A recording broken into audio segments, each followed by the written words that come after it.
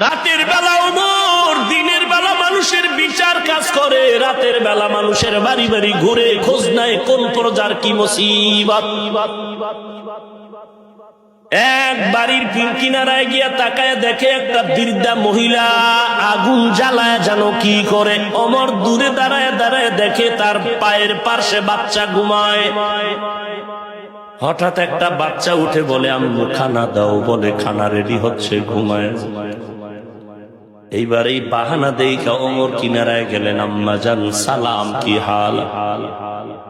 ওই মহিলা হালাত বলার আগে বর্দোয়া শুরু করছে, আমার দেশের ওমর নামের বান্দা নাকি দেশ চালায়, আল্লাহর কাছে বিচার দিব। কারণ একদিন না দুদিন না বহুদিন ধরে আমার বাচ্চাগুলো ক্ষুধার তৃষ্ণায় পাগল। আমি বাচ্চাগুলোকে বাহানা দিয়া দিয়া পাত্রে পানি নিয়ে গরম করি আর বলি খানা হচ্ছে, মূলত খানা না। কেমন আমাদের দেশ পরিচালনা করে ওমর।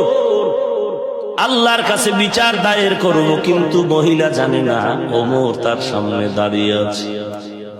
ওমর বলে আম্মা জান অপেক্ষা করেন। ওমর নিজে চললেন গোলাম আসলাম রে নিয়ে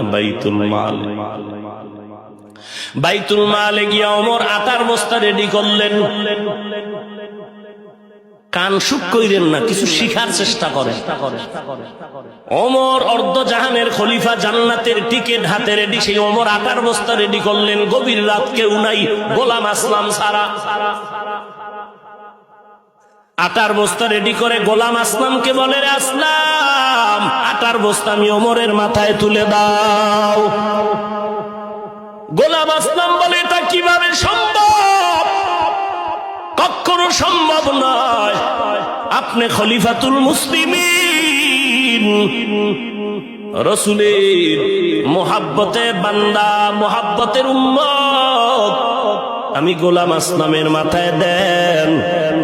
ওমর ডাক দিয়া কয়, আসলাম, হাসরের ময়দানে যদি ওই মহিলার অভিযোগে অভিযুক্ত হইয়া আসামির কাঠগড়ায় দাঁড়াতে হয়, তোমাকে নয় আমাকেই দাঁড়াতে হবে।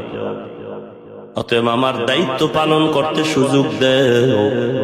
খলিফাতুল মুসলিমিন, অর্ধ জাহানের খলিফা ওমর আটার বস্তা মাথায় নিলেন। যদি 1 মিনিটে বলছি, চিন্তা করলে বহু কিছু শিখার আছে রে বাবা। হযরত ওমর আটার বস্তা নিয়ে বুড়ি মহিলার বাড়ি রওনা। বাড়ির পেছনে গিয়া ডাক দিয়া আম্মা যান আপনি ভেতরে চলে যান। ওমর নিজে বস্তার থেকে আটা বের করে নিজ হাতে খামিরা বানায় রুটি বানানো শুরু করলেন। ওমর নিজে আগুনের মধ্যে রুটি গরম করে করে রেডি করে বলে, আম্মা যান বাচ্চাগুলোকে রুটি দেন, আর আটার বস্তা রেখে গেলাম, শেষ হওয়ার আগে আবার খবর নিব। যখন ওমর এই কথা বলে বিদায়, আল্লাহর বান্দি হাত উঁচু করে দিল খুলে দোয়া করে, আল্লাহ